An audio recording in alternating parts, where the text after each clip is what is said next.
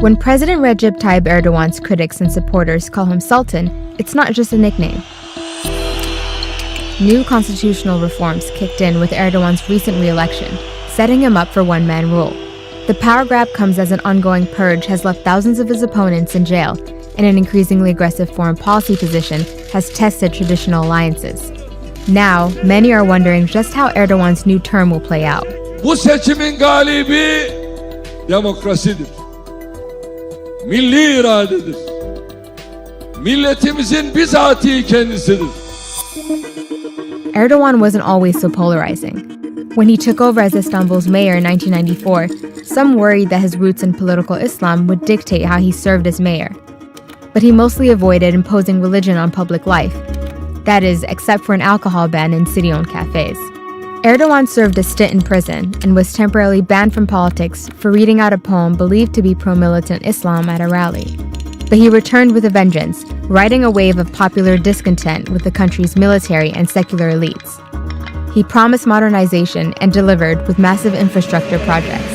As a result, Turkey was praised by the West and once seen as a beacon of democracy and a model for economic growth. Erdogan shored up a largely forgotten base in Turkey, the rural and religious conservatives, thanks to an economic boom that pulled millions of Turks out of poverty. The son of a ferry captain, his humble beginnings and religious pride only boosted his populist appeal at home and in the Muslim world. So how did Erdogan go from being a highly regarded moderate to a controversial autocrat? Well, once in power, he gradually embraced religion in policy and education, a direct affront to Turkey's secular foundation. Allah yar ve yardımcımız olsun. Allah yar yardımcımız olsun. He pushed to restrict access to abortion and aggressively ramped up the construction of Islamic schools, some of which are replacing public schools. This angered secularists who, along with anyone who opposes Erdogan, have little recourse.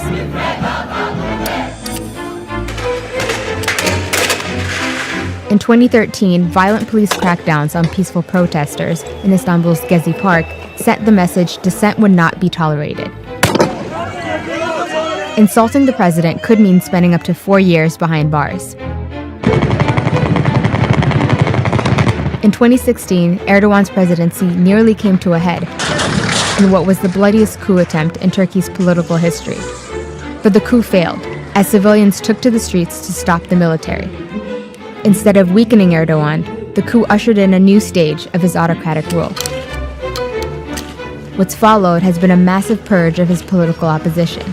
More than 100,000 people, including academics, judges, and journalists, have been detained in connection to the failed coup.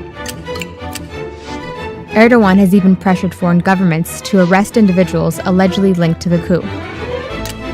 The crackdown has also extended to Turkish media. Erdogan's jailing of journalists and sweeping control of traditional media companies have largely shut out independent voices, including opposition candidates in the recent elections. Varsa icraat konusunda, bu mücadeleyi yürütme konusunda bizimle rekabet edebilecek, yarışabilecek, aşık atabilecek birileri buyursun çıksın meydana. Reporters Without Borders estimates about 90% of Turkey's newspaper coverage is pro-government. Erdogan's intolerance for dissent has even reached other countries, like in 2017 when his bodyguards assaulted protesters in Washington, D.C. twice as he looked on. His growing power hasn't just come from a purge of opponents, however. He's also changed the constitution to stretch his authority. A 2017 referendum made the president's role an executive post, not a symbolic one. It also increased term limits, got rid of the prime minister role, and expanded the president's budgetary and emergency powers. Erdogan argued these changes were necessary to counter terror threats from Kurdish separatists and extremist groups. But secular Turks and leaders of the EU weren't convinced and condemned the moves as anti-democratic and unfair. So he pushed right back. Bu Avrupa, İkinci Dünya Savaşı öncesinin ırkçı, faşist, zalim Avrupa'sıdır. Bu Avrupa, Orta Çağ'ın Türk ve İslam düşmanı Avrupa'sıdır. Erdogan's anti-European outbursts have become increasingly common in recent years. But it's the steady decline in rule of law and freedom of expression that most hurt Turkey's long-term ambitions of joining the EU. Yet the EU still relies on Turkey's partnership to manage the urgent refugee and migrant crisis. Despite mounting international criticism, Erdogan enjoys popular support, nabbing over 50% of votes in the recent elections. Part of that loyalty comes from the father figure image he's cultivated over the years, gaining respect as a powerful advocate for the Muslim world. Aiming to inspire a new nationalism, he's rallied Turkish citizens of all ages. Maşallah. Türk bayrağı da cebinde. Şehit olursa bayrağı da inşallah örtecekler. Her şey hazır. One way Erdogan has tried to promote nationalism is by stirring up nostalgia for the Ottoman Empire's glory days. Recent years have seen a surge in Ottoman period dramas, some of which are funded by state television and praised by Erdogan. Although he's tried to unify citizens under the banner of a common identity and economic progress, not all Turks have been able to stomach his authoritarianism. A strong opposition challenge in the recent elections shows that Turks are divided. Even so, Erdogan's new powers give him more free rein than ever. Durmak yok! Durmak yok! Durmak yok! Akan kan ve gözyaşı başkalarının bize yaptığı zulmün değil, bizim birbirimize yaptığımız haksızlığın neticesidir. Bu kardeş kanının derhal ama derhal durdurulmasını istiyor, bunu arzuluyor, bunun için çırpıyor. Siz yüreğinizi ortaya koyduğunuzda inanıyorum ki halklar da devletler de mutlaka arkanızdan gelecek. Bir Akşemseddin olmasaydı bir Fatih olmazdı.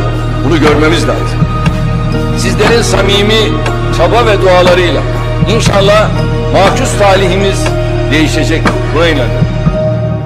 Estağfirullah, bismillah ve la taknatu min rahmetillah.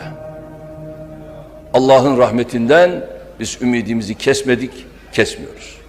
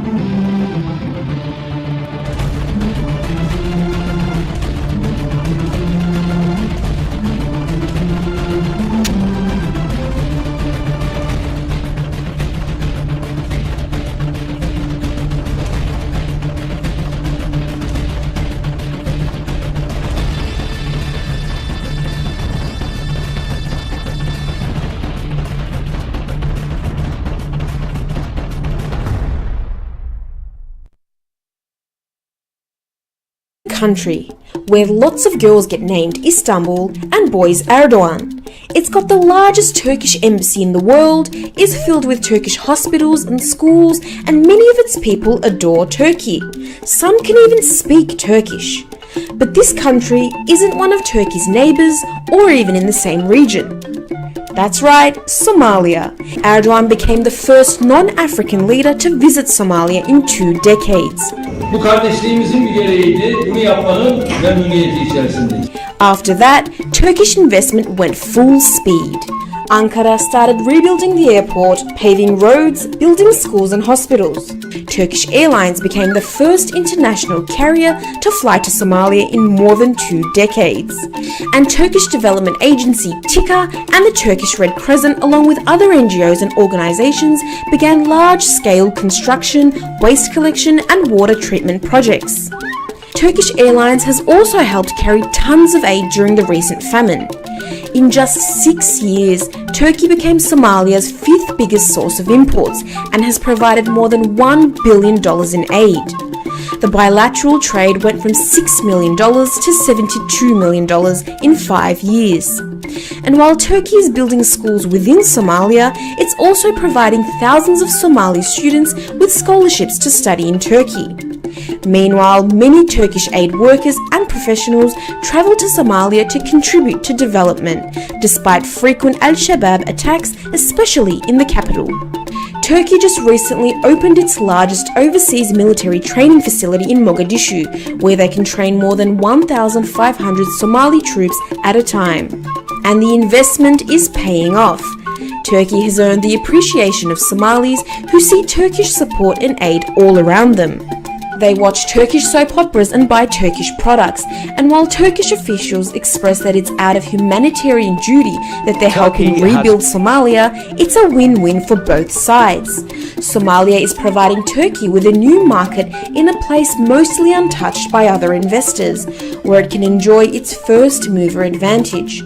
And the Horn of Africa country is also in a strategic location, serving as a gateway to the rest of Africa. It could boost Turkey's economy and influence in the continent, while helping stabilize a country that's been suffering from war, poverty and terror for decades. President Erdogan of Turkey today responded to U.S. sanctions and bluster by threatening to boycott U.S. electronics in favor of products made in Turkey or South Korea. In a speech in Ankara, Mr. Erdogan said, if they have the iPhones, there is Samsung elsewhere. We have Vestel, and Vestel was the first company to design a smartphone in Turkey. Shares were up by roughly 8% after President Erdogan's plug for the company. The president offered no details on how a boycott would be implemented. You may recall that he famously used FaceTime function on the iPhone to rally his supporters against a 2016 coup attempt. Some market watchers think the real takeaway from Mr. Erdogan's speech is his defiant tone, signaling that he will not yield to global investor pressure to raise Turkish interest rates, currently at 17.75%, to bolster the Turkish lira. That's their currency. If the fight wasn't personal up to this point between the U.S. and Mr. Erdogan, it surely is now, with the two leaders who like to be seen as strong and unyielding have stumbled, or rather jumped, into an economic endurance. It adds obviously to the overall risks that are concerning Eurozone investors currently, but the bigger risk for the Eurozone is definitely the tit-for-tat war with the US. Now, if we look at the exposure of the Eurozone to Turkey, it's not that much. In particular, if we look at direct exports from the Eurozone to Turkey, it's around 60 billion euros a year, or around 0.6% of GDP. So if we assume that there's a deep economic crisis in Turkey, then we could see exports going down around 25% from the Eurozone to Turkey, and this would reduce annual GDP growth in the Eurozone by around 0.1%. So this is not really concerning, but where it gets a bit more concerning could be if we look at the political repercussions. I mean, there are over 3.5 million Syrians currently in Turkey. Which is exactly what I was going to come to as well, because I think going away from the pure economics of that situation, and I was trying to get the most updated number. 2016, I had a 2.6 million refugee figure. Now we understand some in the region of 3.5 million people displaced have sought refuge in Turkey. And again, it's something I was talking to Karen about yesterday. I've seen it on the streets of Turkey. They're there. You know, you can see a lot of Turkish refugees around the, Syrian refugees around the country. The deal with the EU could be in tatters potentially on the back of this. That's right. Come back to some of the news that we've been talking about with some of the limits and restrictions that the banks have been facing so far this week, a limit of 50% on some FX swaps, but that's been reduced to 25%. What are the implications of those types of limits, restrictions? I was calling it capital control, but there's some dispute about whether this is a full-blown capital control. But what are the ramifications as you see it? What Turkey does at the moment is just not enough. You have a proper wildfire in Turkey. You cannot come with a garden hose and try to extinguish it. It's just not enough. What the market wants is a massive increase in the interest rate. That's necessary. Plus, additionally, we need the commitment from the central bank to try to get to their 5% inflation goal. That's also something what we missed during the last rate hike that the central bank did. And the second thing is we need a complete U-turn from President Erdogan in his relationship to the US. We need to have friendly relationships between Turkey and the US, because otherwise we could end up in a big tit-for-tat economic sanction war, which Turkey would certainly lose. When you're talking about a garden hose here, what he's been doing has been sort of tinkering around with certain restrictions, but the market wants is a market-friendly move, such as an interest rate hike. How concerned would you be about a move towards tighter capital controls? I mean, we've clearly seen it in the European crisis around Cyprus and Greece, but there have been a lot of critics about those types of measures exacerbating sensitivity and volatility around the currency, which has been the real epicenter of the pain for a lot of companies. Yeah, I mean, obviously everyone wants to try to prevent capital controls. We've seen in Greece, for example, summer 2015, when they were implemented there, that it had a negative impact on economic growth because it reduces consumption. But probably there might be no other way around in Turkey, in particular if you would see a bank run, because there is over 200 billion worth of euros and US dollars deposited by the Turkish population in Turkish banks. And if they feel that this might not be safe anymore, then obviously they will try to get access to that money as soon as possible, similar to what we saw in Greece 2015. And then in this environment, there would probably no other possibility than to introduce capital controls for Turkey.